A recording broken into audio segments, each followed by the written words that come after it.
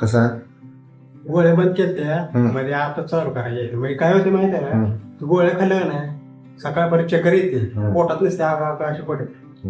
पहिला बरं होतं ना गोळ्या बंद केले ते बघा आता किती वर्ष म्हणजे ते आता लय दिवस झाला गोळ्या बंद केल्या. पोटात नसते आगा पडते सकाळपर्यंत. आता कसं आहे, आता गोळ्या तर बंद आहेत. मागच्या वेळी एकटे चालले होते, आम्ही म्हणत होते कोणाला तरी घेऊन या म्हणून.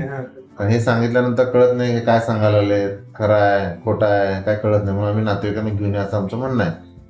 मागच्या वेळी त्यांनी गोळ्या पण इरेग्युलरच होत्या, म्हणून आम्ही नातेवाईकांना घेऊन या म्हटलं, पण आल्या आता 4-5 महिने लेट. गोळ्या तर बंद आहेत. आता यांचं वागणं सांगा कसं आहे. सांगा तुला काय काय होतंय त्रास. मला काय त्रास होतो गोळ्या खाल्ल्यावर बरं वाटतं. आता गोळ्या तर 3-4 महिने बंद आहे ना. औषध बिषध असलं तर पेय आपण त्या गोळ्यांना त्रास होतो, पोटाला पडते. मी करून देतो काय द्यायचं ते. आता नातेवाईक तुम्ही सांगायची काय तक्रार आहे?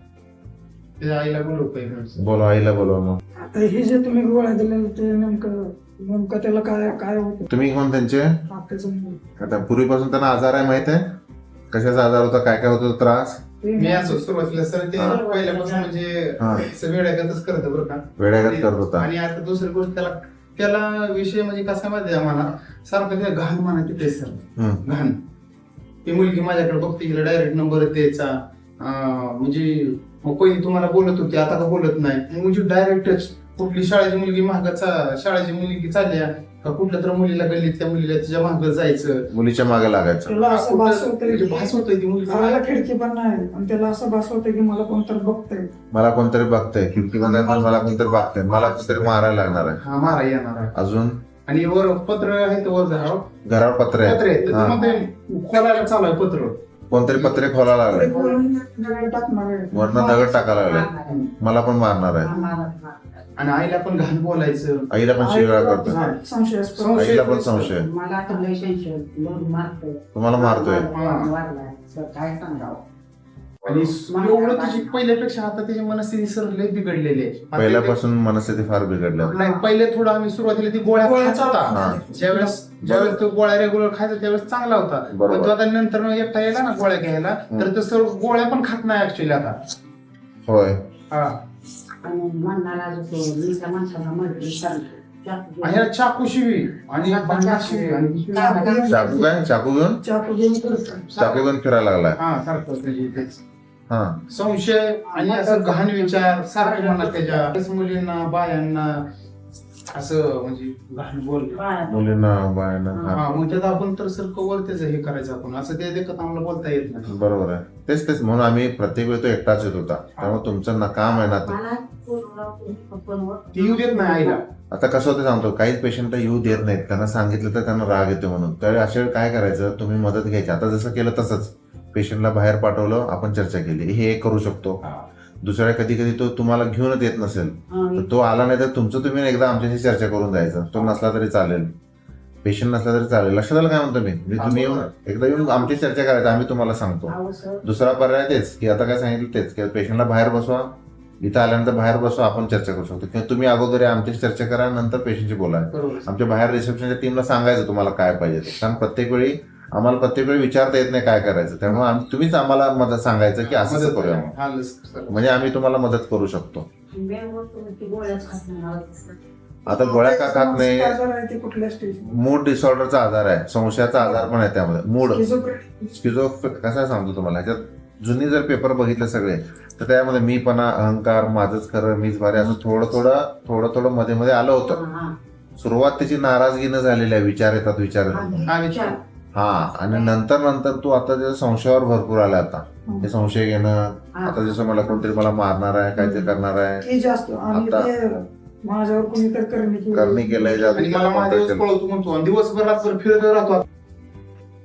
माझ्या अंगात देव घुसला मी तू दत्त करू. आता माझ्या अंगात देव घुसला, दत्तगुरु घुसला, हे मी पण अहंकार म्हणतो. आणि ते मला पळवते, मला देवाचं देव मला पळवतोय. आणि मला देवाचं आहे, आणि देवाचं मला देवाचं आहे. माझ्या अंगात देव घुसतो, माझ्या अंगात देव घुसतोय आणि मला ते पळवतो सारखं, मला पळवतो असं म्हणतो. असं आणि संशय तर सर एवढा घ्यायला तुम्हाला काय सांगू नका. आय अशी म्हणजे आणि चाकू घेणं वगैरे म्हटलं की घातक असतं. आता तर तसं डेंजरस झालं ना, ऐका त्याला ना, पण करेल नाही काय दिसत. सर, आई जर अशी कामावर वगैरे आली तर आईला असं चापसून बघणार आंघोळ केली का म्हणून, म्हणजे घाण एवढं म्हणजे त्याच्या मनात सारखं संशय आहे. आता ते आमच्याकडे आहे तिकडं म्हणजे आता आई पेशंट वर राहतच नाही, तुम्ही दुसरीकडे करा. एक महिना झाला आमच्याकडे आहे सर. तुमच्याकडेच आहे. हा. बरोबर. ठीक आहे, अजून काय तक्रार आहे सांगायचं, मी सांगतो पुढे ट्रीटमेंट काय करायची. असं झालं. आता ओव्हरऑल हे सगळं त्याला आजार जुना आहे बऱ्यापैकी, बरोबर. 4-5 वर्षापासूनचा आजार आहे. मध्ये तो चांगला होता, मध्ये बिघडला, पण आता लास्ट 2-3 महिन्यातून गोळ्याच बंद केल्या पुन्हा बिघडला. प्रत्येक वेळी तो आलेला नाही, आम्ही प्रत्येक वेळी सांगतो कोणाला तरी घेऊन या म्हणून. मागून घेतले ऑनलाईन हा, पण आता तुम्ही एवढं काम करायचं की त्याला ट्रीटमेंट तर द्यायला लागणार आहे. आता फार वाढलंय. आता ट्रीटमेंट कशी असते, गोळ्या देऊन आपण संशयावर घालू शकतो, सगळं करू शकतो. पण चांगली ट्रीटमेंट फास्ट पाहिजे असेल तर आपल्याला ऍडमिट करून इंजेक्शन ट्रीटमेंट द्यायला पाहिजे. अगोदर ऍडमिट केलं होतं त्याला नाही कधी? सर, नाही केलं होतं. कसं झालं, ह्याचं वाढलंय आता भरपूर. भास भ्रम म्हणतात सगळं वाढले झालं. सर. आणि घातक पण. हातात चाकू घेतो म्हणजे म्हटलं की डेंजर झालं. स्वतःला पण काय करायचं, आपल्याला पण काय. आपल्याला आणि असं वायर आणली सर त्याने एवढी आणि पिन आणली आणि असं पत्र्याला लावतो म्हणजे समोरच्या लोकांना करंट लागावं म्हणून. हा, मग हे सगळं धोकादायक आहे, मग दुसऱ्याला पण हानिकारक आहे. हा. तर अशा सिच्युएशन मध्ये अशा पेशंटला आपण ऍडमिट करून इंजेक्शनची ट्रीटमेंट द्यायला पाहिजे. हे सगळं डोक्यातनं जाते, इम्प्रुव्हमेंट होते, पण त्याला ताबडतोब ऍडमिट करून इंजेक्शन ट्रीटमेंट द्यायला लागणार. ठीक आहे. त्याला बाहेर ठेवलं मी, तुम्ही सांगितलं तर आपण ऍडमिट करायचं. पेशंट तयार झाला तरी करूया, नाही झाला तरी खोटं बोलून काहीतरी आग घेऊन आपण ऍडमिट करून ट्रीटमेंट करूया. त्याला सर आम्ही अशा म्हणून असं सांगायचं आम्ही नाही. असे मी सांगा, हिशोबाने मी आलेलो आहे, करतो. सर. हा. त्याला ऍडमिट करायच्या हिशोबाने आलं ते, कारण आता तुम्ही गोळ्या जर देऊन आम्हाला माघारी पाठवलं तरी आम्ही काही त्याला गोळ्या चालू शकत नाही आणि तो पण खाऊ शकत नाही. सिच्युएशनच तशी आहे. काही पेशंट त्या गोळ्या खातात. आता हे ऐकण्याच्या पलीकडे झाल्यावर करूया. दुसरं, आम्ही प्रयत्न पण करायचे, रिस्क नको, ऍडमिटच करून करूया. याचं कारण सांगतो की तो हातात चाकू वगैरे घेऊन करायला लागला. लक्षात आलं का, पेपरमध्ये आपण वाचतो की नाही, मारलं, दुसऱ्याला मारून घेतलं, स्वतः पण मारला, आपण म्हणतात ना, हा. हे अशीच पेशंट असण्याची शक्यता जास्ती असते. त्यात आणि इलेक्ट्रिक शॉक, पत्रा, तुमच्या लक्षात आलं का, हा. तर हे कुणाला तरी तो शिक्षा देणारच. ते कोणाला 2-3 वेळा दाखवणार? त्यांनी आणि बऱ्यापैकी घरचीच लोक बळी पडतात ह्याला. कळालं काय म्हणतो मी तुम्हाला? आणि शेजारी असा पत्रा मारलेला आहे सर बाउंड्रीला. शेजारी पत्रा. हा, तर त्या पत्र्याला करंट लावतो. हा, मग पत्राला का नाही सगळं दुसऱ्याला करंट लागले. पाठीमागे घराच्या पाठीमागे राहणाऱ्या एका माणसाला मारले. मारलंय. मग काय होतंय, मग ते घातक पण आहे. पटकन याला ट्रीटमेंट करून याचं डोकं शांत करायला लागेल. मग आता तुम्ही तयार आहे ना करायला, आपण करूया, इंजेक्शन ट्रीटमेंट लागेल. तो नाही तयार झाला तर आम्ही काहीतरी खोटं गोड बोलून काय. त्याचं म्हणजे कुठली ट्रीटमेंट तर टेस्ट करायची आहे ते मी करतो. म्हणून जाऊ आम्ही. नाही, मी बोलतो की मी करतोय काहीतरी आणि जर तपास. समजा त्याला ऍडमिट केलं तर आम्हाला थांबावं लागलं का त्याच्यापेक्षा? दोन, तुम्ही कसं असतं, ऍडमिट केल्यानंतर तुम्ही नातेवाईक सोबत राहू पण शकता किंवा सोडून जाऊ शकता. तुम्हाला जे योग्य वाटते ते करा. आम्हाला तर आता सर कसं आहे माहिती आहे का, माझी लहान मुलं आहेत, मी तर नाही, तेच म्हणून आमचे पर्याय दोन्ही आहेत. तुम्हाला जे कम्फर्टेबल होते ते करा. आम्ही तुम्हाला दोन्ही सोयी केलेल्या आहेत. नाही, तुम्ही आम्ही सोबत राहू शकता, सोडून जाऊ शकता. तुम्हाला जे योग्य वाटते ते करा. पण मध्ये आधीमध्ये तुम्ही येऊ शकता, रोज येऊ शकता, कधी येऊ शकता. ठीक आहे. आमचं काही नाही आहे. तुम्हाला तुमच्या सोयीनुसार या.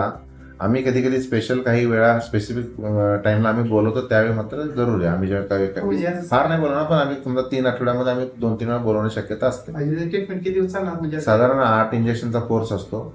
आता 8 इंजेक्शन नंतर सोडू शकतो, नाहीतर 5, 6, 7, 8 नंतर पण सोडू शकतो आपण.